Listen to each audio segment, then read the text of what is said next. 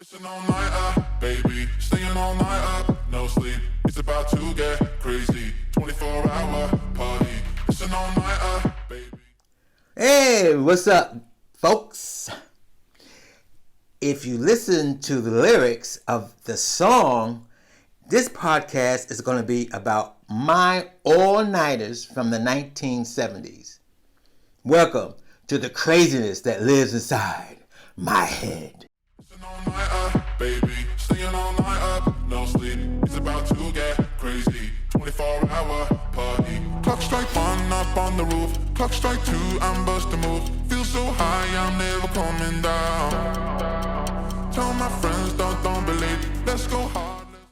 I heard this record on XM Radio. I'm a subscriber, and the only thing I listen to on XM Radio is the dance, tech, music, and the sports. And I heard this record, and it came to my head. All-nighters. I remember those all-nighters. I haven't done an all-nighter since the 80s. There was one all-nighter that I have to talk about because in all my all-nighters, I always get kicked out of a bar or whatever. And there was a bar on 96th Street called 96 West. I think it was on the corner of 96 and Columbus Avenue. That's where we ended up. We started off at work. I worked on Wall Street, the American Stock Exchange. We get off at 4. There's a bar across the street. We hang in a bar across the street to 8, maybe 9. Make sure it's nice and dark. Then we go up to the village, and we hang out in the bar in the village. Usually my friends didn't care too much for the village, but we did hang out at what you call that bar? The dance bar. I forgot the name of it already. We did hang out a little bit at Paradise Garage, but Paradise Garage was mainly, and from what I remember, Paradise Garage didn't open up till I think after midnight. So it was before midnight, so we had to hang out in Two Potato. That's the bar. We hang out at Two Potato. Then we do Two Potato. And then we may go up to Andre's Bar on around 125th Street and 8th Avenue, Andre's Bar. And then my friends were saying, let's go to 96 West. So we went to 96 West, which is not far from 125th Street. We didn't feel like going all the way down to the village just to hang out. So we went to 96 West. It was 96 West, 96th Street, and Columbus Avenue, if I'm not mistaken.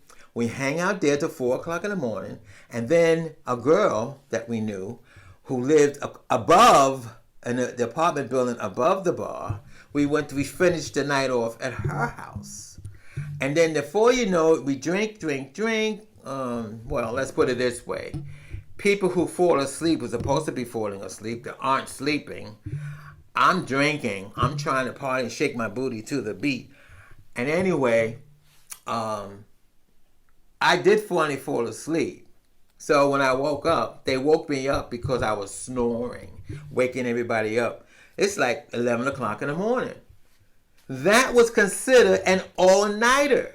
I started off, it was a Friday night. I got paid on Friday. You get up at 6 o'clock in the morning. You get to work. You work your whole day to 4 o'clock. You hang out from 4 p.m.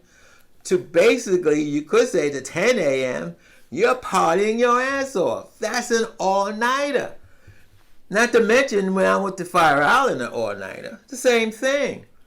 You get up. I meet my friends down at the train station, 34th Street. You take the train to Long Island. I forgot the name of the stop you take.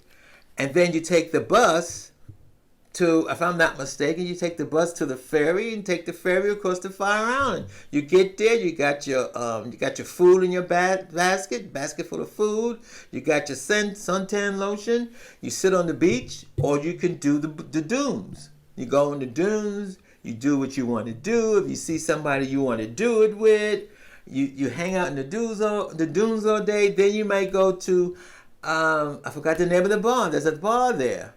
I'm old. I haven't been to Fire Island since the 80s. There's a bar there. You go into the bar, and then you dance in the bar all night. And then we met this guy who says who had a hotel. We didn't have a hotel room.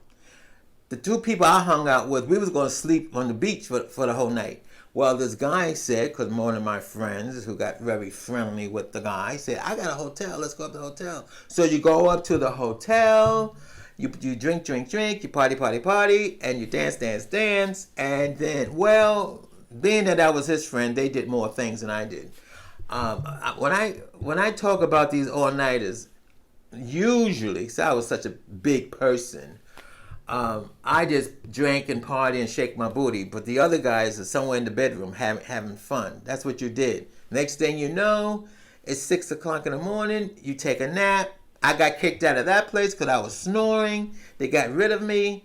I went on the dunes, and yes, and I picked up somebody on the dunes. They came looking for me. We took the bus, took the ferry, took the bus, back to the train, back to the Bronx. These are the all-nighters. I mean, I had a lot of the all-nighters. I'm going to be honest with you. A lot of the all-nighters didn't turn out sexually the way I wanted to. But the friends I was hanging out with, I had to hang with them. I mean, you know, they call me a party pooper, and I get mad. Oh, I had a friend named Robert. We was at I think it was 96. It was at it was Nickel Bar. We was at Nickel Bar. We walk in Nickel Bar. We get in there. Not even 5 minutes, and he got two guys buying him drinks. And I was there like 2 hours, and nobody bought me a damn thing. Nobody asked me to dance. Nobody asked me. Robert's. Oh, that bitch is shaking her ass. And then I said to her, "Well, I want to go." You're such a party pooper. You're such a party pooper. Why don't you talk, dance, get up and do anything. Dance by yourself. You're such a party pooper. And then I got mad and I said, "You such a whore bitch." And I slapped him. Anyway, we still friends. We still became friends because he laughed because he know why I slapped him. He got all these guys waiting in line to have dances with him, and he knows he's going to be taken home for the night. And me, nobody wanted me because I was too fat. And that's when that's when Robert said to me that he's getting sick and tired of hanging with me because every time I hang out, I always want to go home. Like 4 o'clock in the morning, I'm ready to go home. No, that's when he went, we go to the garage. He said, let's go down to the garage. You go to the garage. You know, they open up, I think, around 3 a.m. or 4 a.m. anyway. You pay your duckies and you get into the garage and you dance your ass off. It's 10 o'clock in the morning. Robert gets to go home with somebody, and I have to take the train home all by myself. I just want to say, that's an all-nighter.